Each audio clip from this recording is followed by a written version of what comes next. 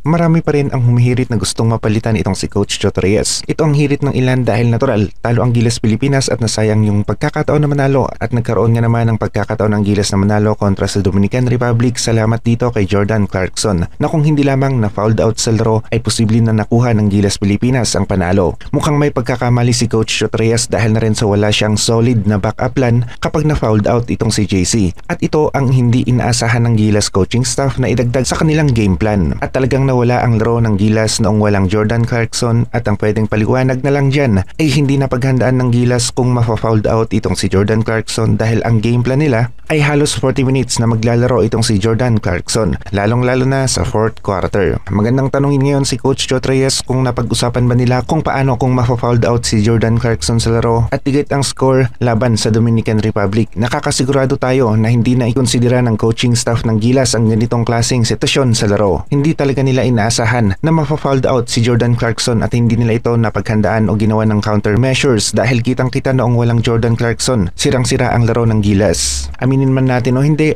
ay lumaban ang Gilas dahil dito kay Jordan Clarkson at dahil na rin sa kanyang galing. Defense magnet rin itong si Jordan Clarkson kaya naman nakakaroon ng opening ang mga ibang players natin dahil sa kanyang mga isolation plays na kung saan 2 o 3 kalaban ang humahabol sa kanyang opensa. Ito ang hirit ngayon ng karamihan ang palitan itong si Coach Chot Reyes. Pwedeng mangyari ito pero pagkatapos na ng FIBA World Cup, malakas ang Gilas na ito kung sila ang maglalaro sa Asian Games at kung mapapalitan ng coach ay mataas ang tsansa na sila ang magkakampyon. Marami talaga ang nanghihinayang sa chance ng Gilas na manalo laban sa Dominican Republic at kita naman na kayang-kaya nilang manalo. Yun nga lang, hindi inaasahan talaga ng Gilas na mafa-fouled out itong si Jordan Clarkson sa game na ito. Angola ang susunod na makakalaban ng Gilas bukas at malaki ang chance ng Gilas na manalo kontra sa team ng Angola. Marami rin ang naghahanap dito kay Kai pero talagang iba ang plano ni Coach Chot Reyes at hindi niya pinainit itong si Kai Sotto sa umpisa. Alam na alam natin na sa NBL Australia ay ginawang starting center ni Coach Broton itong si Kai Sotto at dahil sa pagiging starting center noon ni Kai Sotto sa team ng Adelaide 36ers ay mas maganda ang kanyang naging performance para sa team ng Adelaide 36ers. Pwede na maghugas kamay si CCR kontra sa Angola at si Kai Sotto ang gagawin niyang starting center dahil tostado talaga si Chot Reyes dahil wala itong backup plan kung fouled out si Clarkson at kitang-kita naman ito sa laro kontra sa Dominican Republic.